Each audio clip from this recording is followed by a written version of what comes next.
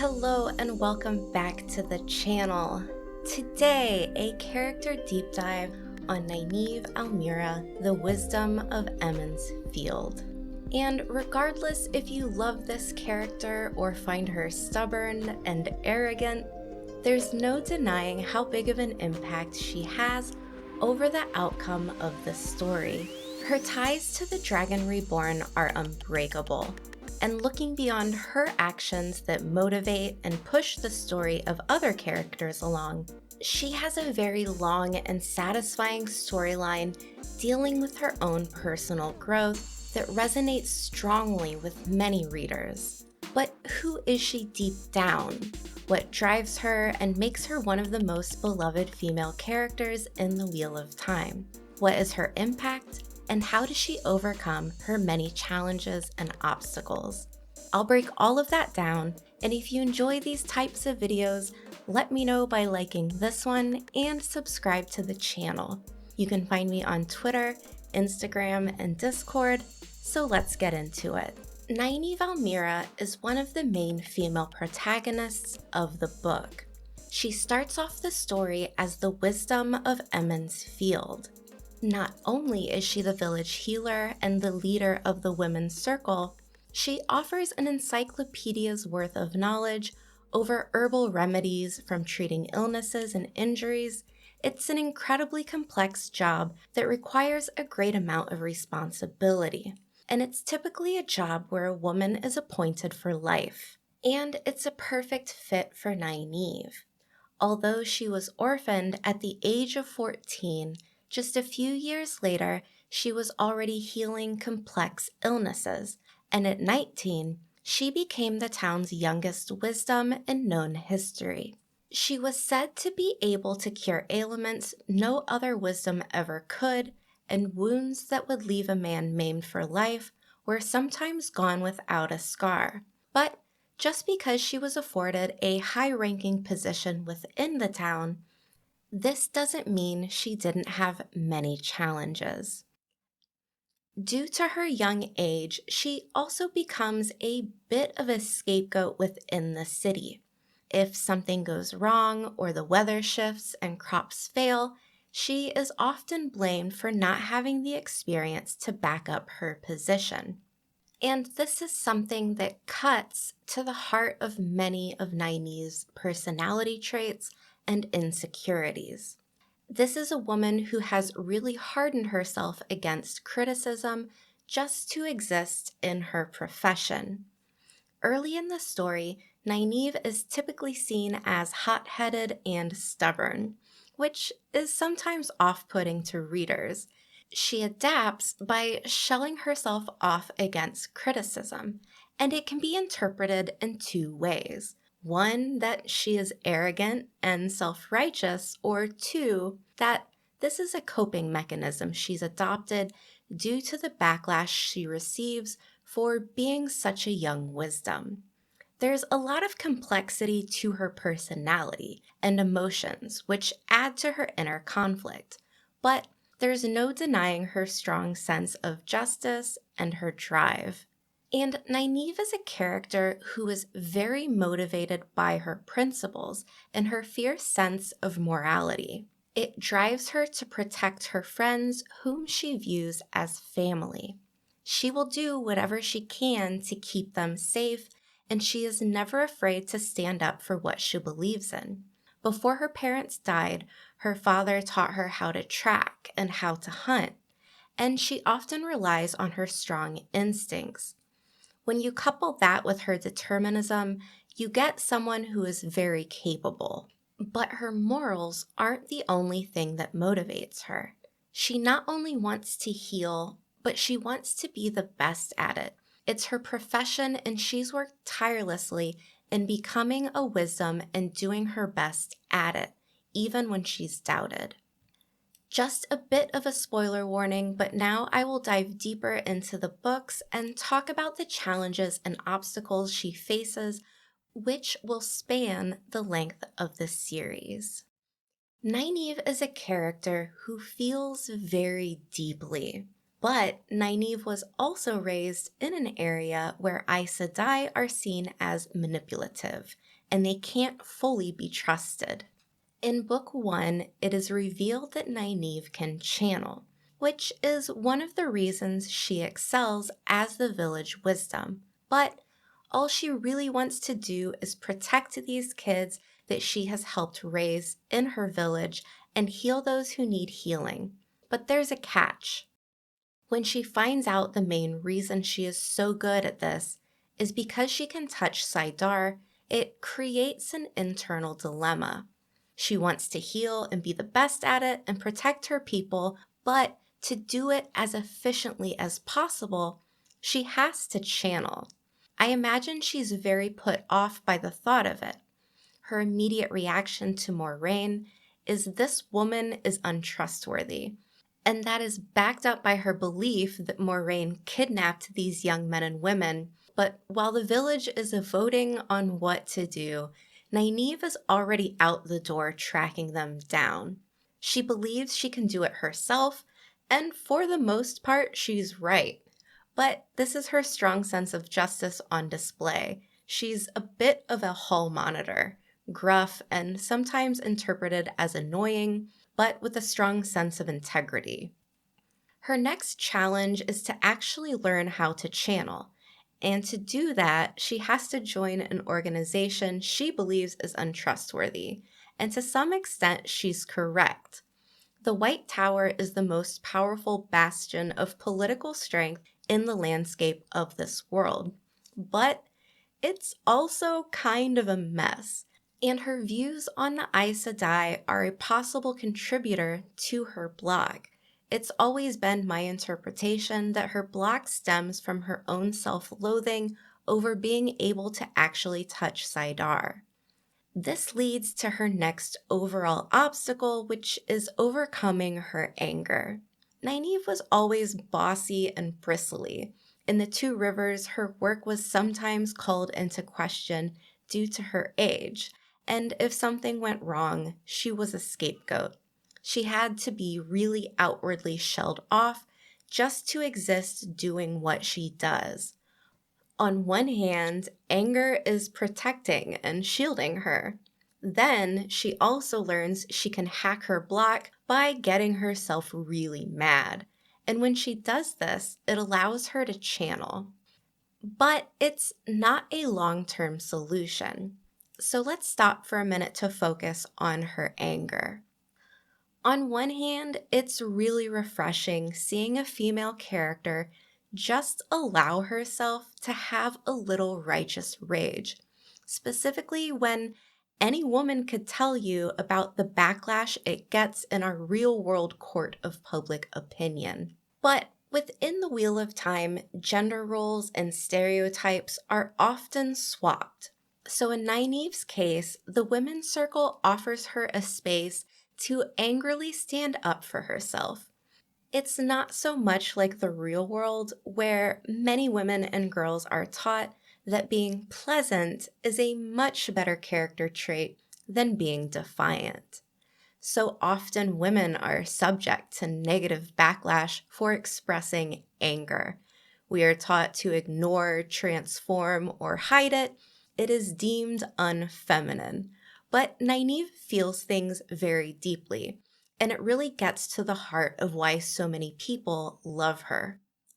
Seeing her express her anger can be really cathartic to a lot of readers, but it would be irresponsible to focus on only the positive aspects of her harnessing her anger as a crutch. And I will definitely go into that more when I get to her character arc. Her other major setback is her inability to let go and allow the kids she shepherded in their youths go on to no longer need her protection, and her relationship with Lan, and navigating her love for him when his duties are split between her, Moiraine, and his responsibility to Malkier. Nynaeve has so much standing in her way. She's mad, she wants to help heal, she wants to protect, but she has all these obstacles. Problems with Lan and Moiraine, her block, these kids who are running amok, getting caught up in dangerous stuff. So let's talk a little bit about these relationships. Her most personal relationship is with Lan, and this is a storyline that weaves throughout the whole book series, and it's pretty straightforward. They care deeply for one another, and even though she believed she would never marry, they eventually do. And her relationship with Egwene ebbs and flows as Nynaeve struggles with the fact that Egwene no longer needs Nynaeve's leadership. The other person who has a lot of impact on Nynaeve is Elaine. It's a very sisterly bond with the added bonus in terms of entertainment because both of these characters share an elevated status in this world. Nynaeve obviously isn't a real-life princess, but she's done the same duties in her own small village, tending to those who need her, making sure the crops are planted and harvested, and keeping things running smoothly. Both women come from a position of power and are intelligent in their own ways. They have a lot of respect for one another, and when they work together, with Nynaeve leaning on her determinism and Elaine leaning on her deep knowledge of the cultures and nations of the world they travel, they are an unstoppable force. And Nynaeve has all kinds of meaningful relationships throughout the series that allows her to grow and learn, and all of them affect her development in a really deep and meaningful way. But there is one that has the most impact on the overall outcome of the story itself, and that's her bond with Rand al'Thor. Out of all the characters in the books, she's the most ride or die for the Dragon Reborn. You want to cleanse the taint on Saidin? All in. You want to battle this world's literal version of Satan in a cave? Nynaeve is right there. She is always tethering Rand to his humanity and never letting him forget who he is. These two moments are pivotal not just for her, but in the battle against the Dark One. The reason this turning of the wheels reincarnation of Lews Therin was able to win is because he was raised better, and Nynaeve had a hand in that. She never loses hope in him. When things get tough and he keeps pushing people away, she's like a dog with a bone. So many people, like Egwene even, lose faith in Rand or think he's no longer trustworthy because he's insane. But Nynaeve would never. She's absolutely essential for the Dragon Reborn to pull off his wins and has nothing but love and unwavering support for him, even when things get really bleak. And Rand knows this, and it's one of the reasons he keeps her around and listens to her, even when he's not listening to anyone else. What I find so enjoyable about this relationship is that it's platonic. She's not standing by her man. It's just in her nature not to give up on him. I think it's a really powerful narrative. The Dragon Reborn cannot succeed without Nynaeve Almira, and it really showcases the theme of balance used in the series. And her connection to Rand and the way she supports him doesn't take away any of her own agency or self-realization. Although she is helping him and dedicating so much to the fight for the side of the light, her own personal character arc doesn't suffer for it. She has so many moments of development throughout the story that she never exists as a female character who is just there to prop up a male one. And this is another huge aspect of the story that resonates with many people. She has her own goals and motivators, but at her core, Nynaeve is loyal and will do what she can to keep the ones she loves safe. She's not just a nurturer, but a warrior. So let's talk about Nynaeve's character arc because it is so well-rounded and full of moments of personal growth as we talk about her achievements and how she gets there. If I had to break this down into the most essential moments for her arc to become fully realized, I would choose 4, with the very first being her fight in the Panarch's palace against Moghedien. Up until this point, we have been told by the Aes Sedai that Nynaeve is one of the most powerful channelers this world has ever seen. But we haven't really gotten to see her at full strength until this moment. Her big motivator here is to root out the Black Aja and to retrieve the object that the Forsaken are planning to use to control Rand, the male Idam. And it's not just that Nynaeve is using a massive amount of the One Power, but that she's expertly using it. She is countering Moghedien weave for weave in a fight with strategic offense and defense. She eventually tricks Moghedien by feigning defeat, then hurling the male Idam at her face to catch her off guard, giving her an opening to shield her. And this event is really incredible. The moment Nynaeve realizes that she has just went toe-to-toe with one of the Forsaken, she's spinning. She's almost drunkenly giddy.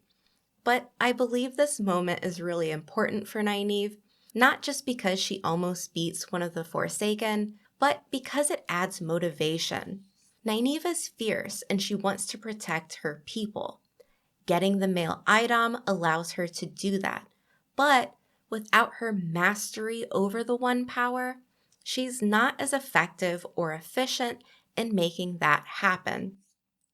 Going forward, there are so many moments where her block is keeping her from her true potential. The next moment that is very important to Nynaeve is from Lord of Chaos, and it's the healing of Swan and Logain.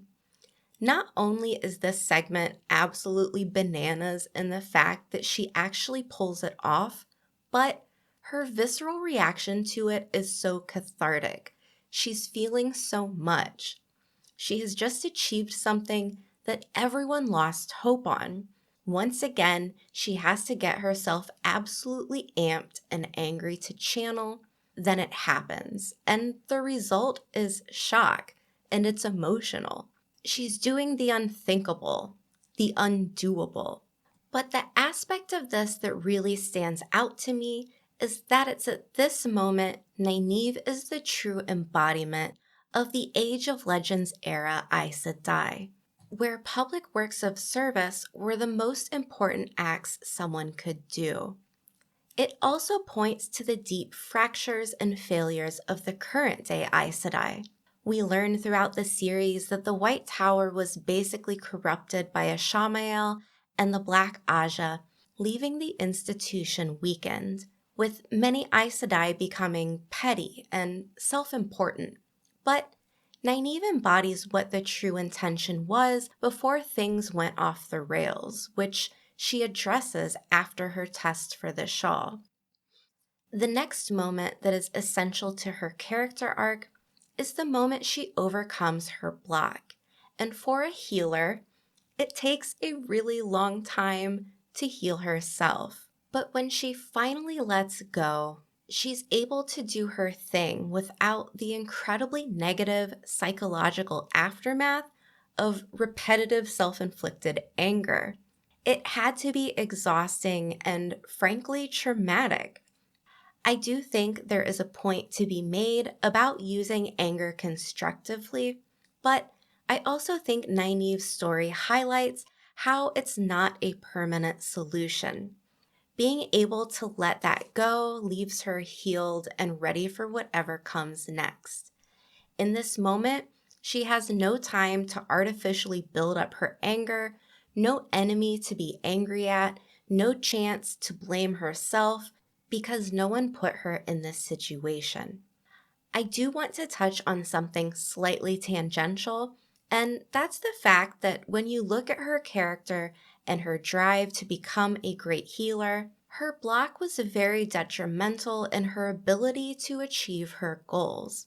I've heard a lot of people remark on Nynaeve being very neurodivergent coded, that for some they find her struggles really relatable. The strict moral code of justice, the drive to always try her hardest with the perfectionism element, And then here she is with all the potential in the world, but she has to work twice as hard to do what her peers are able to do easily and naturally, which is hold on to the source of the one power. Nynaeve has had to rely on a workaround for such a long segment of the story. All of this is ironic because the greatest healer in the series is struggling so much with her own battles. Her block was such a source of frustration and trauma. Then, when Nynaeve was able to finally let go, she was able to fully accept herself. If we move forward, her next big moment is outsmarting Lan and skimming ahead of him to build him an army before he gets to Tarwin's Gap. Not only do I respect her intelligence here, but also respect the logic in not letting Lan be an idiot and get himself killed over an oath that was sworn in his name when he was a baby. She is proving herself to be a natural monarch. Lan's solo macho death march was not an option, and her intervening is totally valid. What I really enjoy in this segment is that Nynaeve is fully aware and unflappable in her own agency. She wants what she wants and she takes it. It also symbolizes her growth. Nynaeve left her small village chasing after a group of kids she thought were kidnapped, and she has now transitioned into Nynaeve, the powerful channeler, wife of the last king of Malkier, and she shows the same kind of dedication to saving the world, the Dragon Reborn, and her husband in the same way she did at the beginning of the books, tracking down Rand, Perrin, Mat, and Egwene. Whether you love her or hate her, her personal ideals, responsibility, and duty never wavers. The last major moment is her test for the shawl, which is where her personal arc comes full circle. She broke her block, she healed the taint on Saidin, she healed Stilling and Gentling. Now she has to prove herself to the Tower, while the event is made unnecessarily difficult and more dangerous than it needed to be. And she survived everything they throw at her, barely, but fails on the technicality that she didn't put the tower first, because within the arches, she tried to save people. She sums it up by saying, "I wonder if we sometimes put the White Tower as an institution before the people we serve. I wonder if we let it become a goal in itself instead of a means to help us achieve greater goals." And this is where I think Nynaeve really shines. She's the epitome of what the Aes Sedai should be, a true servant of all, someone who puts others first. She has the gift of great power, and she wants to use it for good. It's very anti-establishment and puts her at odds with the modern-day ideals of the White Tower and what it's evolved into. She doesn't need the White Tower needs her, not just for her channeling strength, but for her empathy, because the Tower is better with someone like her showing the world that not all Aes Sedai are what she was told they are in the Two Rivers. She knows her worth and comes full circle. It closes her entire arc and allows her to stand with Rand on Tarmon Gai'dan. Nynaeve's impact on the story cannot be understated. While some readers view her mainly as a tether for Rand, reminding him of his humanity, focusing solely on her loyalty and empathy overlooks her individual accomplishments. The marrying of her unwavering support for Rand and her own journey is what sets her apart. While she is initially headstrong and occasionally arrogant, Nynaeve goes through so much growth, evolving into a fierce Aes Sedai who prioritizes her duties, specifically in healing. And I think it's important to look at what that says about gender, but also what it says about a woman in this world who has a profession of great value.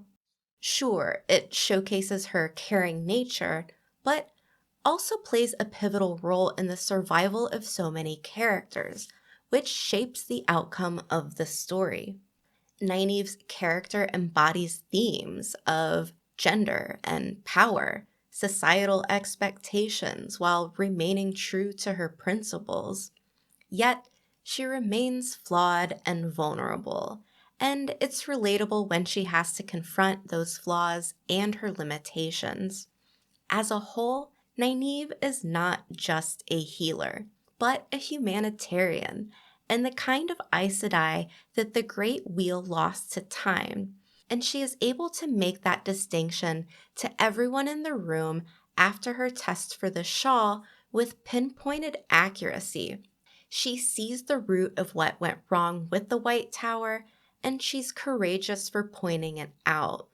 In a book series dominated by magical women, Nynaeve stands out as an example of idealism, reminding readers that strength and power doesn't need to eclipse altruism and morals.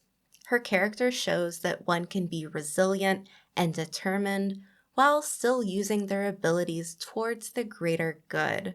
Her story is uniquely about her and her limitations, but also about what she's able to contribute to making sure the side of the light prevails.